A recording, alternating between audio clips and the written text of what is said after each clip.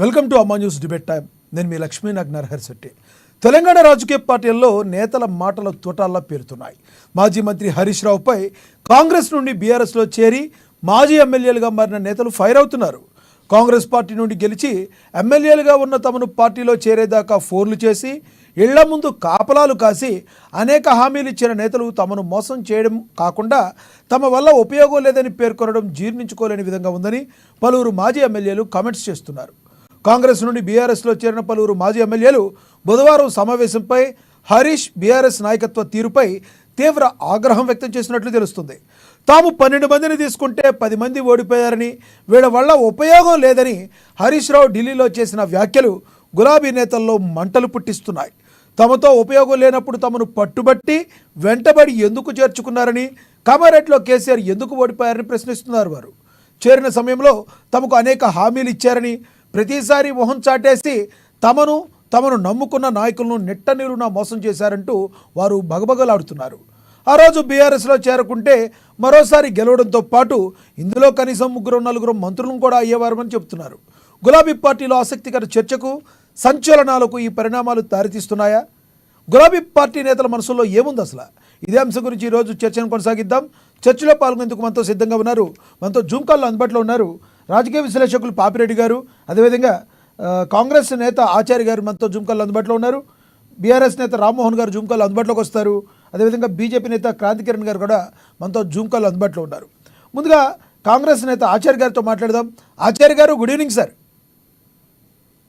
Good evening sir. Acharya garu, ఏంటి operation success అయిందా? గేట్లు ఎత్తేసారు, ఆల్మోస్ట్ ఆపరేషన్ ఆకర్ష సక్సెస్ అవుతుంది అనుకోవచ్చా? ఇక మీకు ఆగస్టు సంక్షోభం ఉండకపోవచ్చు.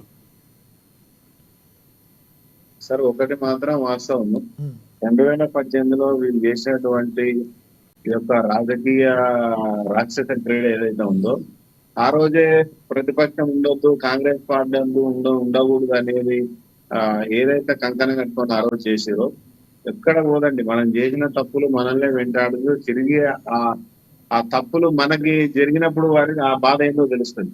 ఆ రోజు ప్రతిపక్షం కూడా ఉండొద్దు అని ఒక పైశాచిక రాజకీయాన్ని మొదలుపెట్టినటువంటి కేసీఆర్ కి ఇవాళ జరుగుతున్నది ఏంటంటే, ఆ రోజు జరిగినటువంటి తప్పులు ఏ విధంగా ఆ రోజు కాంగ్రెస్ పార్టీ బాధపడ్డారు, ఆ రోజు కాంగ్రెస్ పార్టీ క్యాడర్ ని దెబ్బతీసి, కార్యకర్తల మనోభావాల్ని దెబ్బతీసి, అసలు కాంగ్రెస్ పార్టీ లేదు, భూస్థాపితమైంది అని చెప్పుకోవడానికి, రాష్ట్రంలో కాంగ్రెస్ పార్టీ లేదని చెప్పుకోవడానికి వాళ్ళ రాజకీయం కోసం, వాళ్ళ స్వార్థపూరితమైన రాజకీయం కోసం ఆరోగ్య చేసినటువంటి తీరును రాష్ట్ర ప్రజలందరూ గమనించినారు. కాబట్టి ఇవాళ నేను కూడా ఈ పని చేయాల్సిన అవసరం లేకుండే, కానీ అధికారంలోకి వచ్చిన వారం రోజుల్లో మరి టిఆర్ఎస్ లో కానీ అటు బీజేపీలో కానీ 3 నెలలు ముచ్చటగా 3 నెలలు కూడా ఉండదు, ప్రభుత్వం కూలిపోతుందని చెప్పేసి మరి ప్రగల్భాల వాళ్ళకి మరి ఏదైతే హెచ్చరికలు జారీ చేసారో, అంటే అసలు కాంగ్రెస్ ప్రభుత్వమే ఉండదు, చిన్నాభిన్నమైపోతుంది, ఏదో అయిపోయింది అన్నట్టుగా మరి క్రియేటివిటీ చేసినటువంటి నాయకులకు బుద్ధి చెప్పాలంటే, గతంలో మనకి ఏ విధంగా అయితే ఇబ్బంది పెట్టి వెన్నుపోటు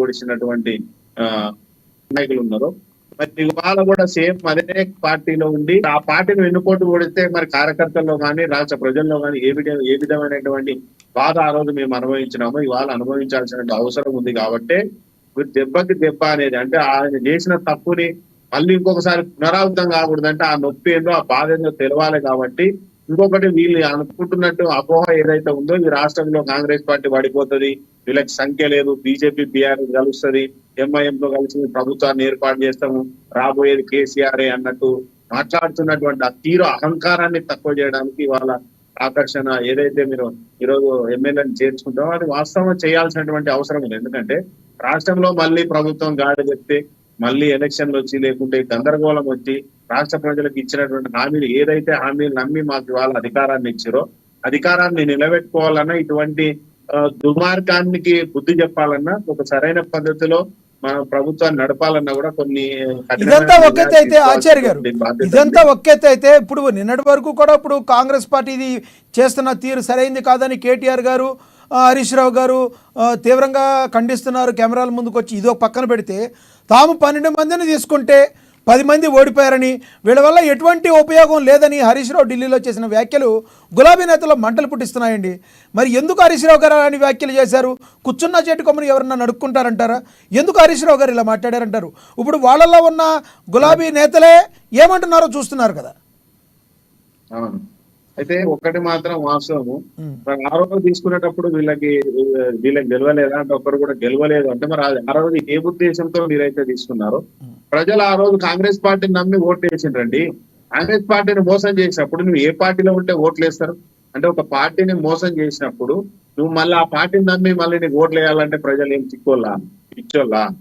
ఏ అహంకారంతోనైతే కేసీఆర్ గారు దేశకి దేశాన్ని వెళ్తా అని చెప్పేసి తెలంగాణ ధనాన్ని దుర్వినియోగం చేసి లక్షల కోట్ల రూపాయలు వసూలు చేసినావు. ప్రజలు ఎప్పుడు మనం గమనిస్తాం. మనం ఏదో మనం చేస్తున్నాం కదా, మనం నడుస్తున్నాం అనుకుంటారు, కానీ ప్రజలు ఎప్పటికప్పుడు పిన్ టు పిన్ మనం చేసిన తప్పిదాలు వాళ్ళు గుర్తిస్తారు. దానికి సరైన టైంలో సరైన నిర్ణయం తీసుకున్నప్పుడు ఇటువంటి మరి కేసీఆర్ యొక్క చరిత్ర మళ్ళీ పునరావృతం అవుతుంది. కాబట్టి ఎవరు కూడా వాళ్ళు గెలవలేదు అంటే వాళ్ళు చేసిన తప్పిదాలకు వాళ్ళు అనుభవిస్తున్నారు శిక్ష.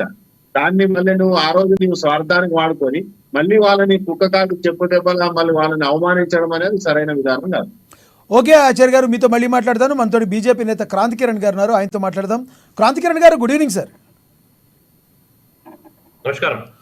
క్రాంతి కిరణ్ గారు, ఏంటి బీజేపీలో నేతలు ఇవన్నీ గమనిస్తున్నారా లేదా? బీఆర్ఎస్ పార్టీ ఏదైతే ఉందో హరీష్ రావు గారు చేసిన వ్యాఖ్యలు ఇప్పుడు పెద్ద దుమారాన్నే లేపుతున్నాయి. ఢిల్లీ వేదికగా ఆయన మీడియాతో మాట్లాడుతూ 10 మందిని మేము 12 మందిని తీసుకుంటే 10 మంది ఓడిపోయారు, మరి వీళ్ళ వలన ఎటువంటి ఉపయోగం లేదన్న హరీష్ రావు మాటలను ఎలా చూస్తారు మీరు? స్పష్టంగా ఒక విషయం తెలంగాణ ప్రజలు గమనిస్తున్నారు. కేసీఆర్ అనే ఒక నాయకుడు తన ఒక ప్రజా ఆదరణ కోల్పోయి టిఆర్ఎస్ అనే ఒక పార్టీ నీలమట్టం దిశలో ముందుకు పోతుంది అనే స్పష్టత తెలంగాణ ప్రజలు గ్రహిస్తున్నారు స్పష్టంగా. పోతే రాబోయే రోజులలో ఆ ఫ్రస్ట్రేషన్ ఏ లెవెల్కి చేరింది అంటే ఉన్న కాస్త కూస్త ఎమ్మెల్యేలను కూడా కాపాడుకొని దానికి కూడా ఆర్థిక పరమైన వాళ్ళకి ప్రలోభాలు పెడుతున్నారు. వాళ్ళ ఇంటికి పోయి మనుషులను మాట్లాడి డబ్బులు ఇచ్చే ఆఫర్లు చేస్తున్నారు. పోతే నాకు అంటే హరీష్ రావు గారు కూడా ఏ రకమైన ఫ్రస్ట్రేషన్ స్టేజ్ చేసిందంటే రాబోయే రోజులలో తన ఒక వ్యక్తిగత రాజకీయ ఆకాంక్షలు, రాజకీయ జీవితాన్ని కూడా ఆయన బహుశా అంచనా వేసుకుంటున్నారు. ఈ టిఆర్ఎస్ పార్టీతో ఉంటే ఆయన జీవితం కూడా నట్టేట్లో మునిగిపోతుందేమో అని ఒక సంకేతాలు ఆయనకు కూడా ఏమైనా అనిపిస్తున్నాయేమో అని నాకు అనిపిస్తుంది. అడి తిరిగినా వేరే దగ్గరికి వెళ్ళడానికి ఛాన్స్ లేదు. హరీష్ రావు గారు చూస్తే మీ వైపే చూడాలి, మరి ఏమంటారు?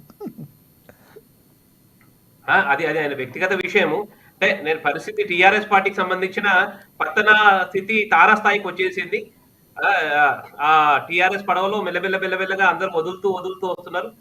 రేపటికి ఆ టిఆర్ఎస్ పార్టీ సంబంధించిన దళపతి వెనకాల మధ్యలో కూతురు, చివరిలో వాళ్ళ కొడుకు మాత్రమే మిగిలిపోతారని అనిపిస్తుంది. అయితే క్రాంతి కిరణ్ గారు, ఇప్పుడు ఇంకొక వస్తుంది. మొన్న చంద్రబాబు నాయుడు గారు తెలంగాణ వచ్చినప్పుడు ఒక కొన్ని వ్యాఖ్యలు అయితే చేశారు. తెలంగాణలో టీడీపీ పార్టీ మళ్ళీ బలం పుంజుకుంటుంది అని ఆశాభావాన్ని వ్యక్తం చేస్తే మీ కాంగ్రెస్ నాయకులు వీరైతే ఏమన్నారంటే అవన్నీ దింపుల కాలం ఆశలు ఇవన్నీ చెప్పి వాళ్ళు కూడా ఖండించడం జరిగింది. అయితే ఒకవేళ వెంటిలేటర్ మీద ఉన్న బీఆర్ఎస్ పార్టీకి మరోసారి చంద్రబాబు నాయుడు గాన తెలంగాణకు వస్తే మళ్ళీ సెంటిమెంట్ని రాజేసి బీఆర్ఎస్ పుంజుకుని కేసీఆర్ మళ్ళీ చక్రం తిప్పుతారని కొంతమంది రాజకీయ విశ్లేషకులు అంటున్నారు. ఏమంటారు దీని గురించి మీరు? సరే, అప్పటి పరిస్థితులు ఏమో కానీ ఒకటైతే ఏముందంటే చంద్రబాబు నాయుడు తన ఒక టీడీపీ సంబంధించిన తెలంగాణలో రాబోయే రోజుల్లో అంతా ఏదైతే వ్యాపించాలి, నేను మళ్ళీ తిరిగి సత్తా చక్రం తిప్పాలి ఏదైతే మాట్లాడుతున్నారో పూర్తి తెలంగాణ ప్రజానికం స్పష్టంగా ఒక విషయం ఒకైతే తెలిసిపోయింది. ఈ టీడీపీ పార్టీ అనేది ఆంధ్ర పెత్తందారుల ఒక పార్టీ. దానికి తెలంగాణలో ఎటువంటి భవిష్యత్తు ఉండదనే ఒక స్పష్టత అయితే ఉంది. సరే, పోతే దాన్ని ఒక టూల్ తీసుకొని రేపటి రోజు టిఆర్ఎస్ పార్టీ పిచ్ చేసుకొని ముందుకు వచ్చే రాజకీయ ఏదైతే పబ్బం కట్టుకోవడానికి ఏదైనా ప్రయత్నం చేసే అవకాశాలు అయితే ఉన్నాయి. కానీ మొత్తం మీద అయితే టిఆర్ఎస్ పార్టీ ఏ కోణంలో చూసినా కానీ తన ఒక ఉనికి తెలంగాణలో కోల్పోయింది. ఎలా చెప్తారు తను ఉనికి కోల్పోయిందని? బళ్ళు అవటం రాజకీయాల్లో సర్వసాధారణం. అందులో బీఆర్ఎస్ పార్టీ ఏమీ జీరోకి పడిపోలేదు. తను కూడా 39 సీట్లు గెలుచుకుంది. ఏ రకంగా అనుకుంటారు ఈ రోజున నాయకులు వెళ్ళిపోయినంత మాత్రాన ప్రజలు బీఆర్ఎస్ వైపు లేరు అని ఎలా చెప్పగలరు మీరు? ఏ ఏ వాస్తవమే. క్యాలిక్యులేషన్? నేనంటే ఇప్పుడు రాజకీయ క్షేత్రంలో రాజకీయం అనేది ఒక కాలచక్రం లాంటిది. మీరన్నట్టు ఓడలు బడులవుతాయి, బడులు ఓడలవుతాయి అనేది అది రాజకీయ సహజం అది. కానీ అంటే ఏ అస్తిత్వంతో, ఏ లక్ష్యంతో అయితే టీఆర్ఎస్ పార్టీ ప్రారంభమైందో, ప్రజలందరూ కూడా ఆ రోజు తెలంగాణ పార్టీ ఉద్యమం పార్టీ తెలంగాణ ఉద్యమాని కోసం తన ఒక జీవితాలు త్యాగం చేసిందని ఒక సింపతి ప్రజల్లో ఉండే. రాను తెలంగాణ ఏదైతే ముఖ్యమంత్రి గారు మాజీ ముఖ్యమంత్రి కేసీఆర్ గారు నియంతృత్వ పోకడితోని ఏ రకంగా అయితే పోతూ వస్తున్నారో తెలంగాణని, అంటే ఆ తారాస్థాయిలో ఉన్న తెలంగాణ ఒక వైభవాన్ని నట్టేట్లు ముంచినట్టు వాళ్ళు సొంతగా చేసుకున్న ఒక ఈ దరిద్రం ఇది. వారి యొక్క పరిపాలన వైఫల్యం వల్లనే సంబంధం లేకపోయినా ఒకటి అడగాల్సి వస్తుంది మిమ్మల్ని. ఏదైతే మన కిషన్ రెడ్డి గారు మంత్రి ఉన్నారో, మరి బొగ్గు గనులకు సంబంధించిన మంత్రిగా ఉన్నారు ఆయన. మరి ఈ రోజున ప్రైవేటీకరణ చేస్తూ తెలంగాణకి కాకుండా చేస్తున్నారని కాంగ్రెస్ పార్టీ కూడా తీవ్రంగా మండిపడుతుంది. మరి ఏ రకంగా మీరు దీన్ని చూస్తారు సింగరేణి గురించి? ఇప్పుడు కిషన్ రెడ్డి గారికి సంబంధించి కిషన్ రెడ్డి గారు ఖచ్చితంగా తెలంగాణ హితంలో ఏమేమి చేయాల్సినవి ఉంటే అన్ని కూడా వారు చేసేయడానికి ముందుకు వస్తారు.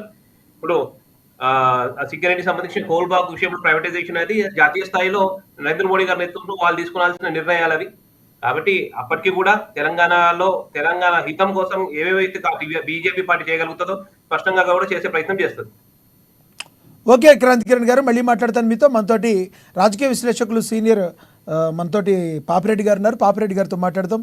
పాపిరెడ్డి గారు, good evening sir. Good evening. Papireddy గారు, హరీష్ రావు గారు చేసిన వ్యాఖ్యలు ఇప్పుడు తెలంగాణ వ్యాప్తంగా పెద్ద దుమారాన్ని రేపుతున్నాయి. అందున కూడా బీఆర్ఎస్ పార్టీలు అది పెద్ద దుమారాన్ని రేపుతున్నాయి.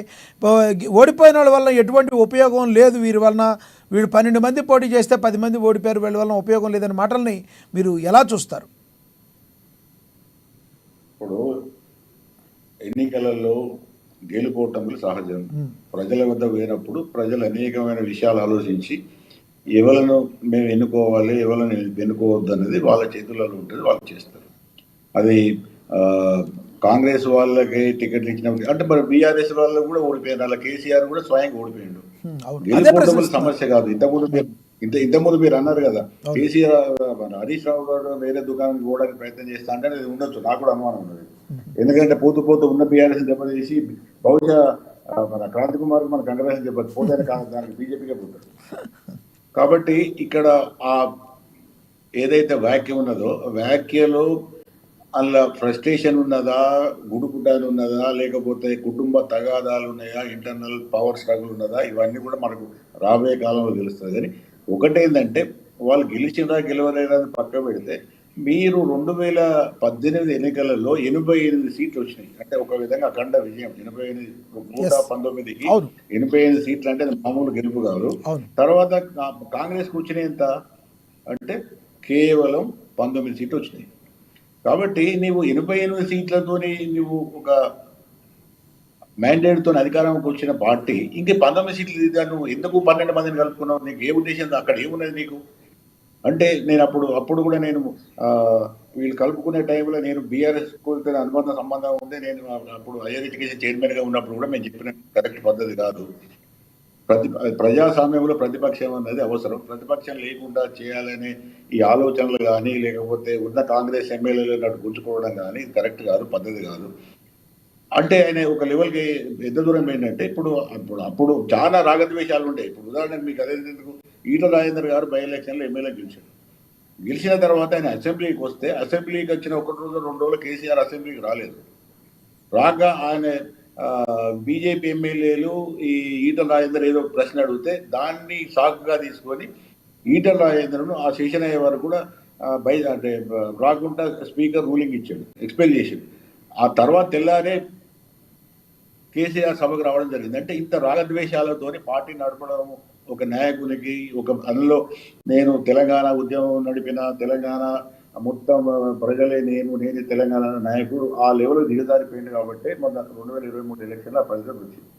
అందులో హరీష్ రావు గారు కానీ లేకపోతే కేటీఆర్ గారు కానీ కేసీఆర్ గారు కానీ ఇంకా ఏ బీఆర్ఎస్ నాయకుడు మాట్లాడినా అందులో ఏమి మాత్రం బలం కానీ న్యాయం కానీ ఒక విలువ కానీ ఉంటుంది. ఎందుకంటే దీనికి అన్నిటి కూడా తరలేపి రాజకీయాలను పూర్తిగా భ్రష్టు పట్టించింది కేసీఆర్ కుటుంబం బీఆర్ఎస్. కాబట్టి వాళ్ళు ఏం మాట్లాడినా కూడా జనాలలో ఇప్పుడు నవ్వుకుంటారు. కాంగ్రెస్ వాళ్ళు మనసారా నవ్వుకుంటారు. మాకు దొరికిన చాలా రోజుల తర్వాత మేము కూడా నవ్వుకోవచ్చని కడపారు నవ్వుకుంటారు. ఆ మాట ఆయన అవసరం లేదు. కానీ ఇక్కడ సమస్య ఏంటంటే ఇప్పుడు నేను వీళ్ళని కాంగ్రెస్ వాళ్ళని కూడా అడుగుతున్నా. ఇప్పుడు సరే మీరు అప్పుడు అధికారంలో లేరు, అధికారం ఉన్నది, వాళ్ళ నానా రకాల ప్రలోభాలు పెట్టి వీళ్ళు వేరు పోయినప్పుడు అది బీఆర్ఎస్ పార్టీ కాంగ్రెస్ పార్టీ తెలియదా? రాజకీయ పార్టీలు ప్రలోభాలు పెట్టంగానే మాతృ సంస్థలు వదిలిపెట్టి అక్కడ ఉడకాల్సిన అవసరం ఎమ్మెల్యేలు లేకుండే.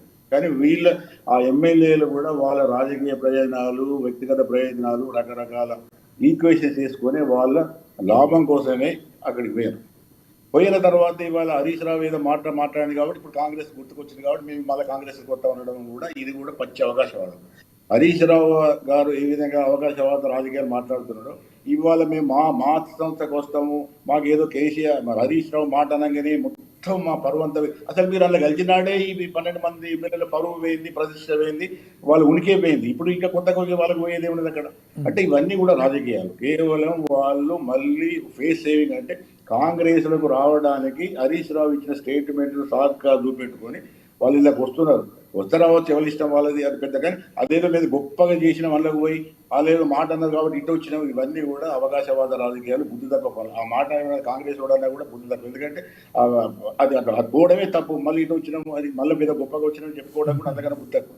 కాబట్టి ఒక్కటి ఏంటంటే ఇక్కడ జరుగుతున్న రాజకీయాలు ఏ విధంగా జరుగుతున్నాయంటే అధికారమే పరమావధి. ఎమ్మెల్యేగా గెలిచిన తర్వాత ఏ పార్టీలో గెలిచినా కూడా ఆఖరికి అంతిమంగా 6 నెలల 7 నెలల లోపల అధికార పార్టీలకు చేరాలి. అధికార పార్టీలకు చేరి మళ్ళీ అధికార పార్టీలో ఉన్న అన్ని విధాల అధికారాలను అనుభవించాలి. మళ్ళీ ఎలక్షన్స్ ముందు అటు దునుకుతున్నా ఇటు పోతున్నాను. ఇవి ఇవాళ నడుస్తున్న రాజకీయాలు. ఈ రాజకీయాలలో ఏ పార్టీ కూడా అతీతం కాదు, ఏ రాజకీయ నాయకుడు అతీతం కాదు. ఎందుకంటే ఇప్పుడు దాదాపుగా ఇదే కాంగ్రెస్ వాళ్ళు బీఆర్ఎస్కి పోయారు, బీఆర్ఎస్ నుంచి మళ్ళీ కాంగ్రెస్కి వచ్చారు. మళ్ళీ ఇద్దరు అటు బీజేపీ ప్రతినిధులు నుండి కాంగ్రెస్ ప్రతినిధులు. నేను ఒక విషయం అడుగుతా. ఇప్పుడు మీకు కాంగ్రెస్కు 72-73 సీట్లు ఉన్నాయి. ఇప్పుడు 64 నుంచి 7 పెరిగినాయి. ఇప్పుడు మీ స్థితికి భంగం లేదు, మీ ప్రభుత్వం కూలిపోదు, ఎవరు కూడా కేంద్ర ప్రభుత్వం కూడా మిమ్మల్ని కూలగొట్టడానికి సిద్ధంగా లేదు. కాబట్టి ఎట్లాంటి పరిస్థితుల్లో కూడా మీ ప్రభుత్వానికి వచ్చిన టోకా లేదు, చాలా సుస్థిరంగా ఉన్నది. ఇక శివలాల్ యాదవ్ గారు, మీరు సారీ మీ పేరు శాస్త్రి గారు, ఆచార్య గారు, ఇప్పుడు మీకు వచ్చిన ప్రమాదం ఏం లేదు. ఇక మీరు ఇక ఎమ్మెల్యేలు కలుపుకోకుండా ఉంటారా? మీ కాంగ్రెస్ వాళ్ళు కాదు, అట్లా బీఆర్ఎస్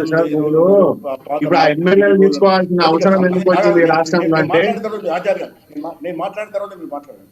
ఇప్పుడు మీకు అస్థిరత్వం ఉన్నది, వాళ్ళు ఆ స్టేట్మెంట్ ఇచ్చారు కాబట్టి మీరు కలుపుకున్నా ఉన్నారు. ఓకే, ఇప్పుడు మీకు 64-65 నుంచి 72-73 దాకా పెరిగింది.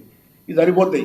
ఆ 73 అన్నది ఎమ్మెల్యేలు స్థిరత్వం 5 ఏళ్ళు నడవడానికి ఎటువంటి డోకా కానీ ఎటువంటి అస్థిరం లేకుండా ప్రజలకు కావాల్సిన అన్ని పనులు మీరు పరిపాలన చేయవచ్చు.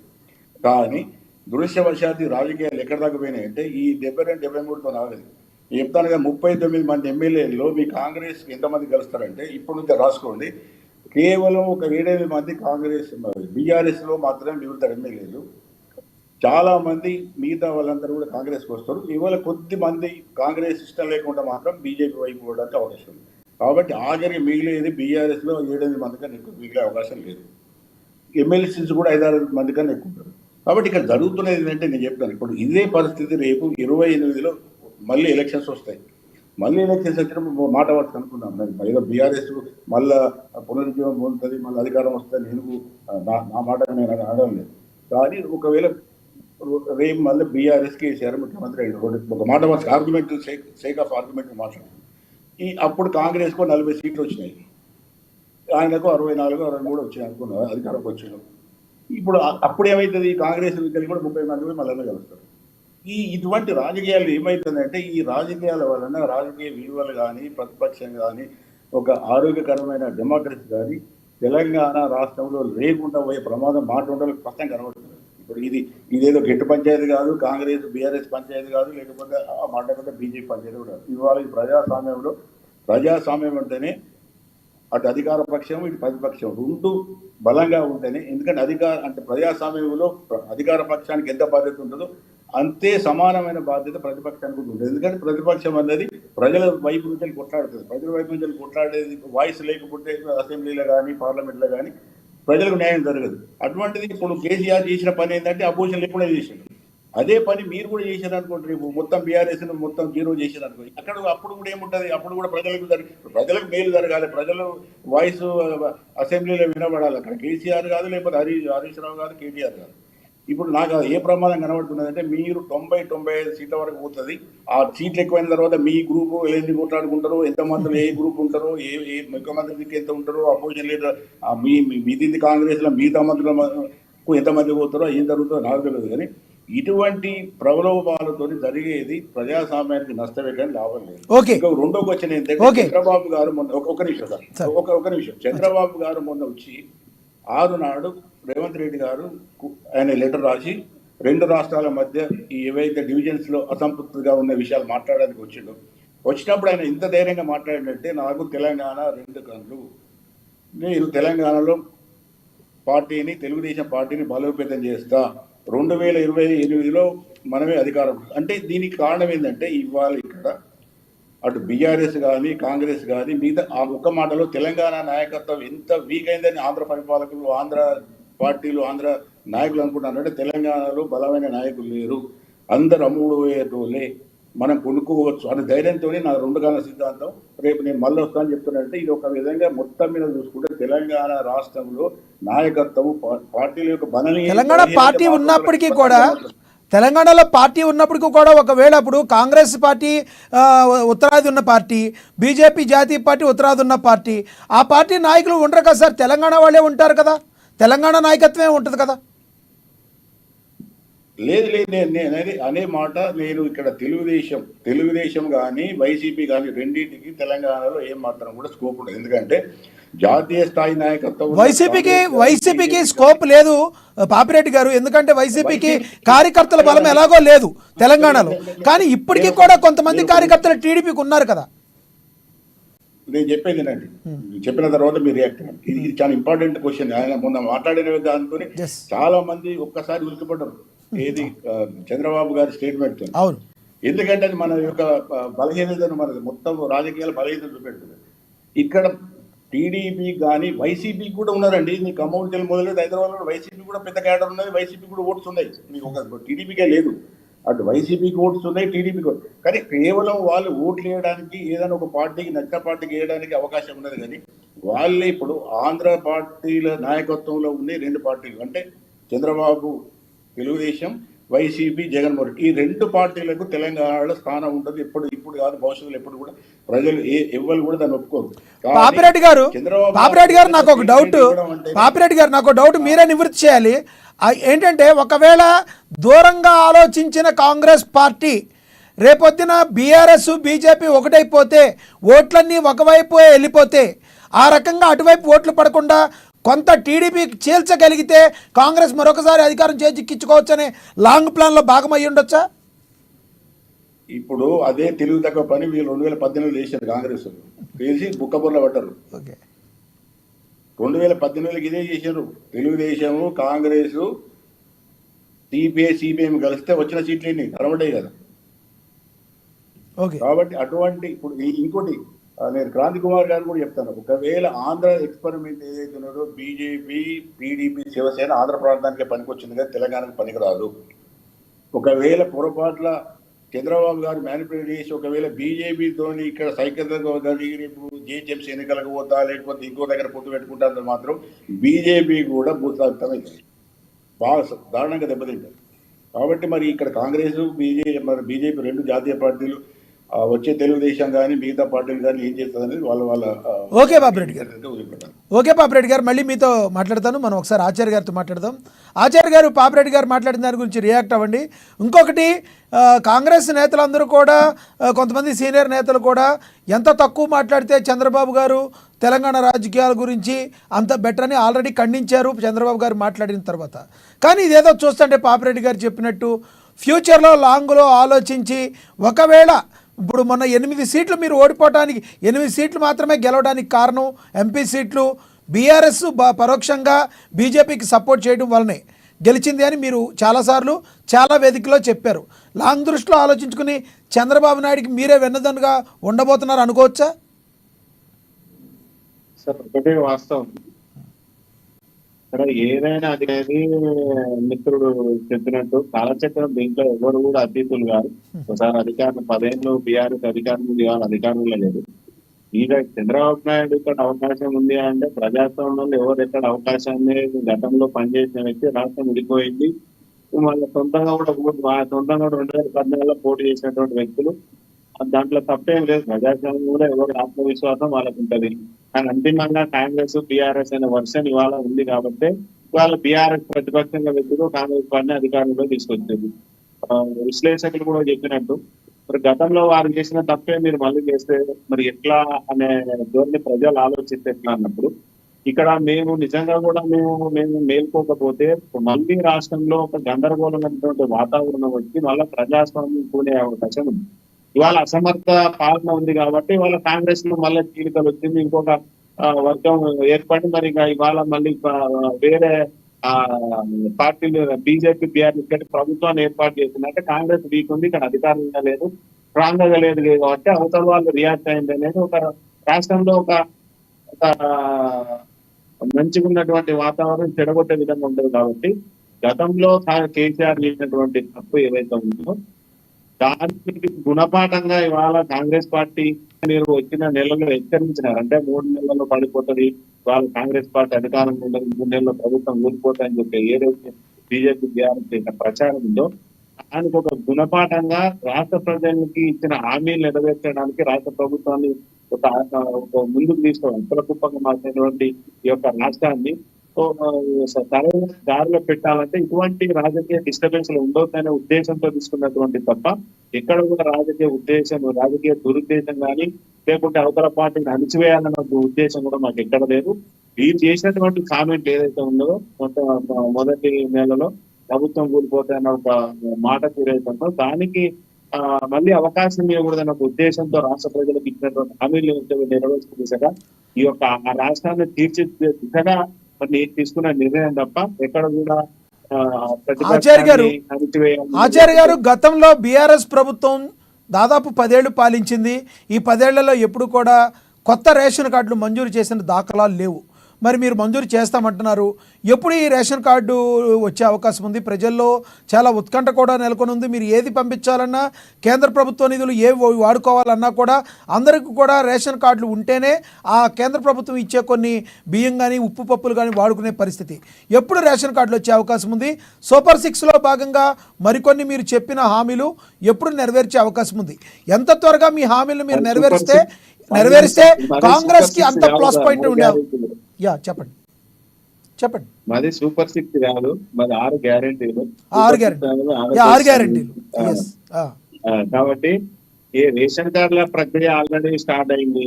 ఆల్రెడీ మీ సేవలు ఏదైతే గతంలో తప్పుల తరగా ఉన్నా తండ్రి పేరు లేదు, కొడుకు పేరు లేదు, భార్య పేరు లేదు, పిల్లల పేరు లేదు, ఇటువంటి కరెక్షన్స్ ఏదైతే ఉన్నా అది ఆల్రెడీ మీ సేవలో ప్రభుత్వం ఆల్రెడీ మీ సేవ ద్వారా అప్లికేషన్ పెట్టుకోమని చెప్పుకుంటారు, సవరణ చేస్తుంది. కొత్త రేషన్ కార్డులు అనేది ఏదైతే గతంలో పిల్లలుగా ఉన్నప్పుడు ఏదైతే రేషన్ కార్డులు ఉన్నో వాళ్ళు పెళ్లిళ్ళు అయ్యి వాళ్ళ కొత్త రేషన్ కార్డుల కోసం ఆల్రెడీ ప్రజాపాలనలో వాళ్ళు దరఖాస్తులు చేసుకున్నారు. ఏదైతే ఇప్పుడు పాత రేషన్ కార్డులు ఏదైతే సవరణ ఉందో తప్పుల తరగా ఉందో దాన్ని సరిదిద్దిన తర్వాత మళ్ళీ కొత్త రేషన్ కార్డులకి ఆల్రెడీ నోటిఫికేషన్ వస్తుంది, వాటికి ఇచ్చే ప్రయత్నం చేస్తాం. ఇంకొకటి మాత్రం వాస్తవం 6 గ్యారెంటీలు మేము ఏదైతే రాష్ట్ర ప్రజలకు మేము హామీ ఇచ్చినామో అందులో భాగంగా ఒకటి మొట్టమొదటిది మరి ఫ్రీ బస్ అది ఆల్రెడీ రన్ అవుతుంది, దాదాపు 20 కోట్ల. ఆచార్య గారు ఇప్పుడున్న సిచ్యువేషన్ లో ఏ పార్టీ మన్నన పొందాలన్నా కూడా యువత అనేవాళ్ళు చాలా కీ రోల్ పోషిస్తారు. అది మీకు కూడా తెలుసు ఒక నేతగా. అయితే ఇప్పుడు డిఎస్సి నోటిఫికేషన్ అనేది మీరు విడుదల చేస్తామని చెప్పారు, నిరుద్యోగులకు ఉద్యోగాలు ఇస్తామని చెప్పారు.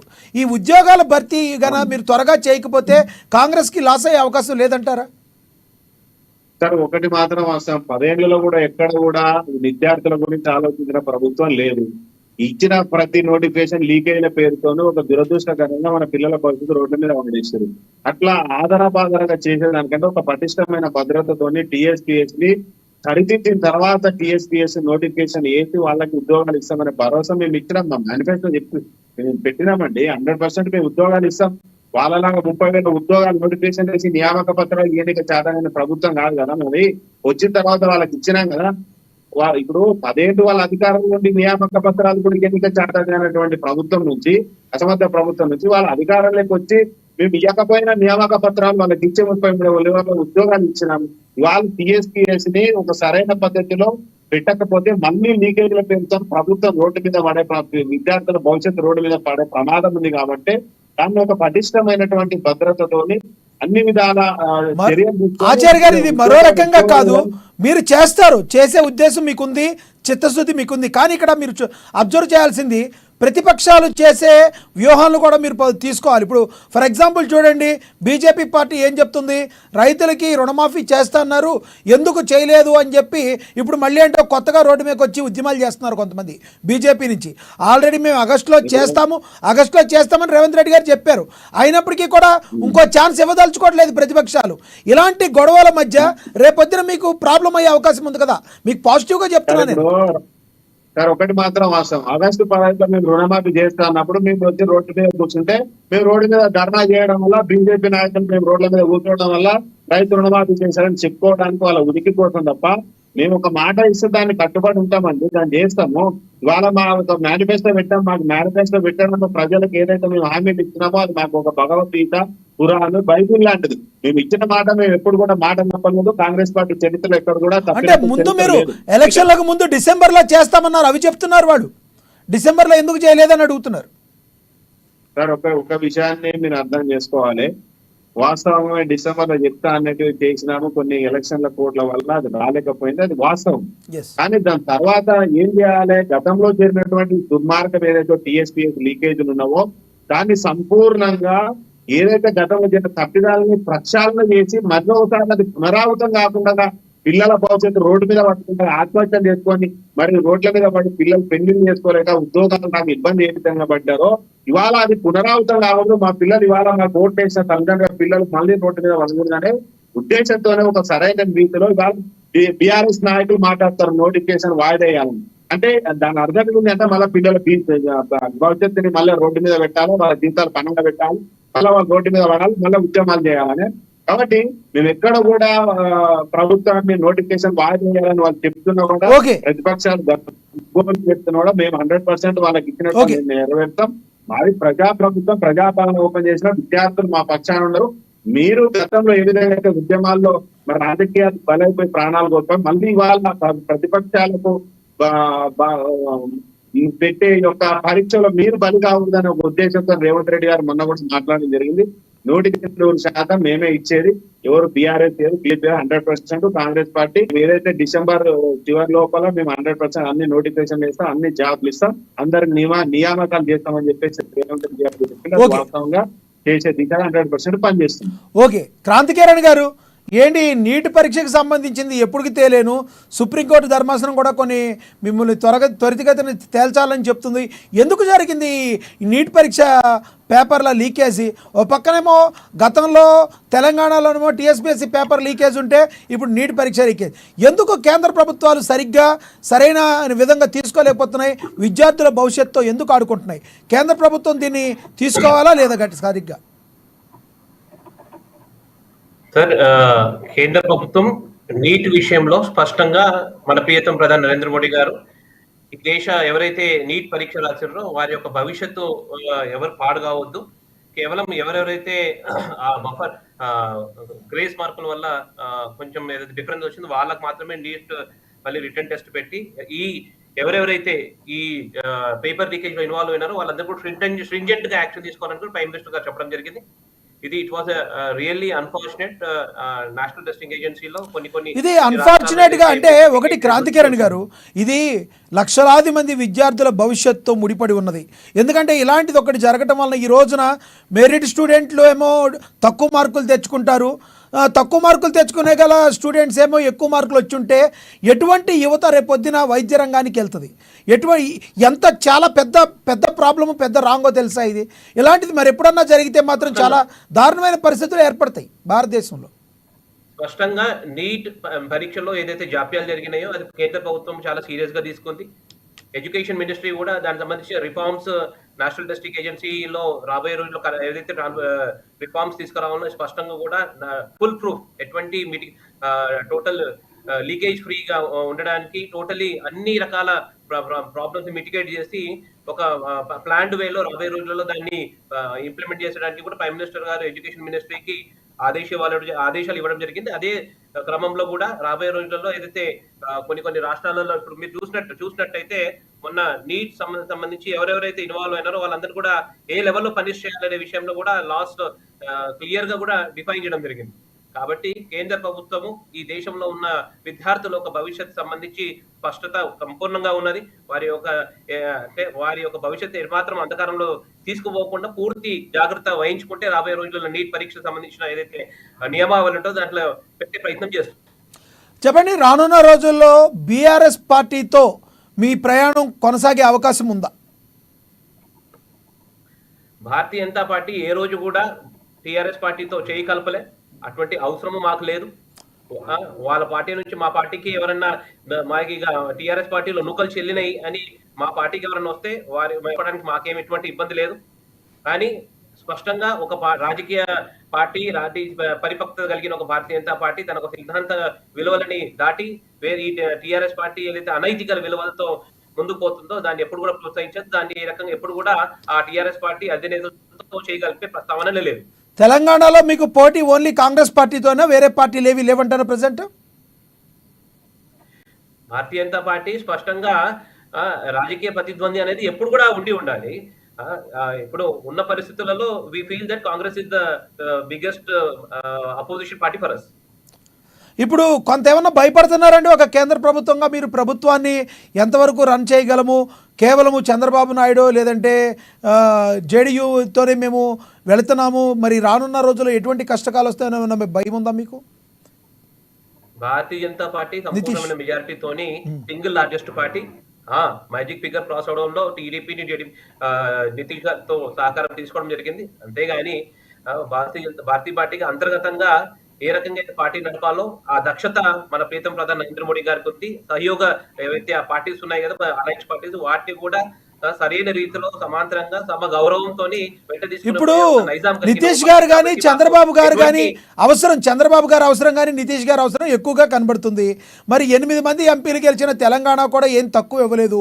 బీజేపీ పార్టీకి 8 మంది ఎంపీలు ఇచ్చారు. తెలంగాణకు రావాల్సిన నిధులన్నింటినీ కూడా తెలంగాణ బీజేపీ పార్టీ నేతలు తీసుకురాగలరా? తెలంగాణ బిడ్డల యొక్క కోసం మీరు ఈసారి ఆంధ్రప్రదేశ్తో పాటు బీహార్తో పాటు తెలంగాణకు కూడా నిధులు తీసుకురావడంలో మీరు సక్సెస్ అవుతారా? స్పష్టంగా తెలంగాణ అభివృద్ధికి భారతీయ జనతా పార్టీ కటిబద్ధత అయి ఉన్నది. 8 మంది ఎంపీలు ఇచ్చినా, ఇంతకు ముందు 2 ఎంపీలు ఇచ్చినా కూడా అప్పుడు కూడా భారతీయ జనతా పార్టీ కూడా సరైన రీతిలో తెలంగాణ రావాల్సిన నిధులు తీరడానికి మా కిషన్ రెడ్డి గారు, అదే రకంగా బండి సంజయ్ గారు పోరాటం చేస్తారు. ఇప్పుడు ఆ సంఖ్య దుగ్రీకృతమై 8కి పోయింది. అదే క్రమంలో మా 8 మంది ఎంపీలు కూడా 2 మినిస్టర్లు ఉన్నారు. వాళ్ళందరూ కూడా తెలంగాణ అభివృద్ధికి ఏమాత్రం శక్తి వంచన లేకుండా తగు రీతిలో ఫండ్స్ తీసుకోవడానికి ప్రయత్నం చేస్తారు. ఓకే, పాపిరెడ్డి గారు కంక్లూడ్ చేయండి సార్ ఇవాళ టాపిక్ మీద. రానున్న రోజుల్లో బీఆర్ఎస్ పార్టీ ఏ విధంగా ఉండబోతుంది? బీఆర్ఎస్ పార్టీ, నేను ఇంతకుముందే మీ అమ్మ దాని టీవీ ఛానల్ కూడా చెప్పిన, బీఆర్ఎస్ పార్టీకి కొన్ని సమస్యలు ఉన్నాయి. అంతర్గత సమస్యలు అంటే కుటుంబం, పార్టీ పరంగా సమస్యలు, అది ఏ విధంగా పరిష్కరించుకుంటుంది అంటే కుటుంబ సమస్యలు అంటే ఇప్పుడు కేసీఆర్ గారి ఆరోగ్యం, చాలా మంది టాక్ ఏంటంటే 2025 వరకు కేసీఆర్ ఆరోగ్యంగా ఉంటాడా, పార్టీని ఆయన నాయకత్వం నుంచి ముందుకు తీసుకుపోతాడా? ఒకవేళ కేసీఆర్ ఆరోగ్యంగా బాగా ఉండి పార్టీ నాయకత్వం వహించి 28 అసెంబ్లీ ఎన్నికల వరకు తీసుకుపోగలిగితే కొంత బీఆర్ఎస్ కు కొంత ఫ్యూచర్ ఉంటుంది. అట్లా కాకుండా కేసీఆర్కి ఏమైనా ఆరోగ్యపరమైన సమస్యలు వచ్చేమైనా జరిగితే ఈ బీఆర్ఎస్ పార్టీ నిర్ణయించకపోతుంది. ఒక దిక్కు హరీష్ రావు గారు గ్రూపు, ఒక దిక్కు కేటీఆర్ గ్రూప్ అయి మొత్తం చీలిపోయే అవకాశం ఉంటుంది. ఆ తర్వాత బీఆర్ఎస్ ఉనికి కానీ పార్టీ స్వరూపం కానీ ఏ విధంగా ఉంటుంది అనేది ఒక ఆర్గ్యుమెంట్ నడుస్తుంది. రెండోది ఏంటంటే ఇక్కడ కేసీఆర్ గారు ఒకవేళ బీఆర్ఎస్ పార్టీని మళ్ళీ తిరిగి తన ఏదైతే మన పునర్జీవనం చేయాలి, మళ్ళీ పాత పరిస్థితులు తీసుకుపోవాలనుకున్నప్పుడు మొదలు కేసీఆర్ గారి కుటుంబం మారాలి, బాగా మారాలి. ఈ దొర పద్ధతులు, కుటుంబ పాలన, కుటుంబ అవినీతి, ఒక 5-6 కూర్చొని పెట్టుకుని రాజ్యం చేస్తా, లేకపోతే ఫామ్ హౌస్ అనుకుంటా, లేకపోతే వచ్చి ప్రగతి అనుకుంటా, నేను ఎవరిని కలువా, ఆ విధమైన అభిప్రాయంతో రాబోయే రోజుల్లో ఉంటే మాత్రం పార్టీ అన్నది మళ్ళీ రివైవ్ అయ్యి, అంటే మళ్ళీ తిరిగి పుంజుకొని జనాలలో పోయే అవకాశం తక్కువ. అట్లా కాకుండా ఒకవేళ మేము చేసిన చాలా తప్పులు జరిగినాయి, మేము తెలంగాణ పేరు మీద వచ్చినాం, తెలంగాణ ప్రజలకు కానీ తెలంగాణ వాదులకు కానీ మేము కూడుకున్నట్టు చేయలేదు, అన్యాయం జరిగింది, ప్రజలకు ఆయన బహిరంగంగా చెప్పుకొని చేసిన తప్పు జరిగింది, ఇట్లా చెయ్యము అని ఆయన పద్ధతి మార్చుకుంటే కొంత బాగుంటుంది. అట్లా కాదు గదే దూర పద్ధతి, గదే వ్యవస్థ, ఇంకొకటి ఇప్పుడు నిన్న హరీష్ రావు గారు ఏరిపోయిందంటే ఆ 10 మంది ఎమ్మెల్యేలు 6-7 గెలిస్తే మాకు అధికారం వచ్చేది. ఆ ఏర్పంత అదే నిన్న. ఇప్పుడు వీళ్ళకి 64 వచ్చినాయి కదా, 64 కాంగ్రెస్ 10 మందిలో 5-6 గెలిస్తే మాకు కూడా 60 వచ్చి అటు బీజేపీని ఎంఐఎం కలుపుకొని మేము అధికారంలో కూర్చుండేవాళ్ళం. అంటే ఇటువంటి షార్ట్ కట్ మెథడ్ కానీ మేము 104 సీట్ల నుంచి వెళ్ళి 39 సీట్లకు ఎందుకు ఓడిపోయినాం? ఆఖరికి సాక్షాత్తు మా ముఖ్యమంత్రి గారే కామారెడ్డిలో బీజేపీ చేతిలో ఎందుకు ఓడిపోయాడు? ఇవన్నీ ఆత్మపరిశీలన చేసుకొని కొంత ముందుకు పోతే భవిష్యత్తు ఉంటుంది. అట్లా కాదు ఎదుకోలేదే తప్పు నాదేం లేదనుకున్నా మాత్రం ఓకే, ప్రజలు కూడా అదే అనుకునే అవకాశం ఉంటుంది. ఒకటి. రెండోది ఏంటంటే ఇక్కడ బీఆర్ఎస్ భవిష్యత్ అనేది కూడా కాంగ్రెస్ పార్టీ యొక్క పనితీరు, ప్రభుత్వం యొక్క పనితీరుతో కూడా ఉంటుంది. కాంగ్రెస్ ప్రభుత్వం తను ఇచ్చిన వాగ్దానాలు కానీ తను ఏదైతే ప్రజలకు హామీలు ఇచ్చిందో అవి పరిపాలన పరంగా కానీ హామీల పరంగా కానీ ప్రజలు ఏం కోరుకుంటున్నారో ఆ విషయాలను ఒకవేళ సరిగ్గా అది పరిపాలన చేయగలిగి ప్రజల సంతృప్తి పట్టగలుగుతున్నామో కాంగ్రెస్ బాగుంటుంది, బీఆర్ఎస్ పోతుంది. కానీ ఒక్కొక్క నిమిషం, ఒకవేళ అది బీఆర్ఎస్ మన కాంగ్రెస్ పార్టీ పరిపాలన విధంగా వైఫల్యం చెంది వాళ్ళు అనుకున్నట్టుగా ఏం చేయలేకపోతే మాత్రం మళ్ళీ బీఆర్ఎస్ ఏదో ఒక రూపంగా రావడానికి అవకాశం ఉంటుంది. ఈ రెండింటితో పాటుగా బీజేపీ కూడా బలమైన ప్రతిపక్షంగా ఉంటుంది. కాబట్టి రేపు ఇంకొక సంవత్సరం తర్వాత రెండో పార్టీగా అంటే బీఆర్ఎస్ ఉంటుందా బీజేపీ ఉంటుందా దీన్ని బట్టే 2028 ఎలక్షన్లు జరుగుతాయి. ఒకవేళ బీజేపీ రేపు ముఖ్యమైన ప్రతిపక్షంగా ఎమర్జ్ అయితే బీజేపీకి ఉంటుంది, లేదు ఏదో విధంగా బీఆర్ఎస్ తన ఉనికి నిలబెట్టుకుంటే బీఆర్ఎస్ ఉంటుంది. కాబట్టి రాబోయే కాలం చెప్తుంది. ఏదైనా కూడా అటు కాంగ్రెస్ యొక్క పరిపాలన శక్తి, ఇటు బీఆర్ఎస్ యొక్క ఆర్గనైజేషన్ స్కిల్స్, ఇటు బీజేపీ యొక్క పరిస్థితి, ఇవన్నీ కలిసి రాబోయే కాలంలో ఏం జరుగుతుందో తెలుస్తుంది. ఓకే ఓకే పాపిరెడ్డి గారు, ఆచార్య గారు కంక్లూడ్ చేయండి సార్. వాస్తవం, ఎవరు ఏ పార్టీలో ఉన్నా ప్రజాస్వామ్యాన్ని బతికించడానికి పనిచేస్తే మాత్రం ప్రజలు ఎప్పటికైనా ఆశీర్వదిస్తారు. ప్రజాస్వామ్యాన్ని పూని చేసి ప్రతిపక్షంగా ఉండాలంటే ధోరణిలో గత ప్రభుత్వం చేసింది. కాబట్టి వాళ్ళు అనుభవించినటువంటి ఆ రోజు అనుభవించినటువంటి అధికారాన్ని వాళ్ళ ప్రతిపక్ష వర్గాలు కూర్చోబెట్టి వాళ్ళని ఇబ్బంది పెట్టే ప్రయత్నం ప్రజలు చేసింది. కాబట్టి ఇంకొకసారి ఎవరు కూడా ప్రజాస్వామ్యంలో ఇవాళ అవహేళన చేసి అధికారం కూడా ఉండదు, 1-2 నెలల్లో కూలిపోతా అన్నప్పుడు దాన్ని ఒక ప్రధాన అధికార పార్టీగా, అధికారంలో ఉన్నటువంటి పార్టీగా మేము దాన్ని నిలబెట్టుకోలేని పరిస్థితి వచ్చినప్పుడు ఏ విధంగా అయితే గతంలో మనకి ఇబ్బంది పెట్టారో ఆ ఇబ్బందుల నుంచి ఓపెన్ ఛాలెంజ్ చేసినాం. మీరు చేతనైతే ఓపెన్ చేసినాం, మీరు కాపాడుకునండి. మీరు మీరు సవాల్ చేసింది కాబట్టి 3 నెలలు మా ప్రభుత్వం గురిస్తాను, ఇవాళ మీ ప్రభుత్వాలే మీ పార్టీలనే మీరు మీ ఎమ్మెల్యేని కాపాడుకున్నారని చెప్పేసి బహిరంగంగా చెప్పి తీసుకున్నాను తప్ప ఎక్కడ కూడా వాళ్ళ ప్రతిపక్షాలను తక్కువ చేయాలనో వాళ్ళని ఇబ్బంది పెట్టాలనో మేము చేయలేదు. ఎందుకంటే మమ్మల్ని ఇవాళ మేము ఈ ప్రభుత్వాన్ని నిలబెట్టగలేకపోతే అసమర్థత మీద కాంగ్రెస్ పార్టీ అంటే అసమర్థులు రాష్ట్రాన్ని ఏలలేదు, గాడిలో పెట్టలేని ఒక అపోహ మళ్ళీ ప్రజల్లోకి వస్తుంది. కాబట్టి మళ్ళీ రాష్ట్ర ప్రజలను ఇబ్బంది పెట్టే ప్రయత్నం కాకుండా మేము ఇక్కడ 6 గ్యారెంటీలను కూడా ప్రజలు చేర్చే విధంగా ఉండాలంటే ప్రభుత్వం నిలబడాలి. కాబట్టి దానికి చర్యలు ఏదైతే గత ప్రభుత్వాన్ని అహంకారం చేసిరో ఇవాళ రాష్ట్రం యొక్క భవిష్యత్తును దృష్టిలో పెట్టుకొని చేసిన ప్రక్రియ తప్ప ఎవరిని ఇబ్బంది పెట్టాలో ప్రతిపక్షాన్ని ఇబ్బంది పెట్టాలనే ఉద్దేశం కాదు. ఓకేనండి, క్రాంతికిరణ్ గారు కంక్లూడ్ చేయండి సార్. స్పష్టంగా టిఆర్ఎస్ పార్టీ ఒక లెవెల్ ఆఫ్ ఫ్రస్ట్రేషన్ లోకి వచ్చి టోటల్ కొలాప్స్ అయ్యే పరిస్థితి కనబడుతుంది. మరోవైపు కాంగ్రెస్ పార్టీ తన 6 గ్యారంటీల పేరుతోని ముందుకు పోయే ఏదైతే ప్రయత్నం చేస్తుందో ఒక ప్రతిపక్ష పార్టీగా ఆ 6 గ్యారెంటీలు అమలు చేసే వరకు కూడా ప్రజాపక్షాన మేము పోరాటం చేస్తూ ముందుకు పోతా ఉంటాం. ఓకే ధన్యవాదాలండి. చర్చలో పాల్గొన్నందుకు క్రాంతికిరణ్ గారు, అదేవిధంగా ధన్యవాదాలు పాపిరెడ్డి గారు, ధన్యవాదాలు క్రాంతికిరణ్ గారు అండ్ పాపిరెడ్డి గారు, ఆచార్య గారు, ధన్యవాదాలు చర్చలో పాల్గొన్నందుకు. మనకు రామ్మోహన్ గారు అందుబాటులో రావాలి, ఆయన రాలేకపోయినట్టున్నారు. ఏది ఏమైనప్పటికీ కూడా హరీష్ రావు గారు ఈ రకంగా మాట్లాడటం సొంత పార్టీ నేతలే తిరుగుబాటు బావుట ఎగరవేసే పరిస్థితులు అయితే మనకు కనబడుతున్నాయి. మెజారిటీ పర్సెంట్ ఈ రోజున కాంగ్రెస్ పార్టీలోకి వెళుతున్నారు అంటే కారణం ఏదైనా ఉండొచ్చు, కానీ బీఆర్ఎస్ పార్టీకి కష్టాలు మొదలయ్యాయి అని చెప్పడంలో ఎటువంటి సందేహం లేదు. చూడాలి మరి రానున్న 5 ఏళ్లలో గులాబీ బాస్ ఎటువంటి వ్యూహాలు పన్నుతారో, ఏ రకంగా ఒకవేళ బౌన్స్ బ్యాక్ అవుతారో చూడాలి. లేదు అంటే ఒక్కసారి రాజకీయ విశ్లేషకులు చెప్పినట్టు కాంగ్రెస్ పార్టీ తాను ఇచ్చిన హామీలన్నీ కన్నా నెరవేర్చితే మళ్ళొక్కసారి ప్రజలందరూ కూడా కాంగ్రెస్ పార్టీకి పట్టం కట్టే అవకాశాలు కూడా లేకపోలేదు. ఏది ఏమైనటికీ దేనికైనా కూడా కాలమే సమాధానం చెప్పాలి.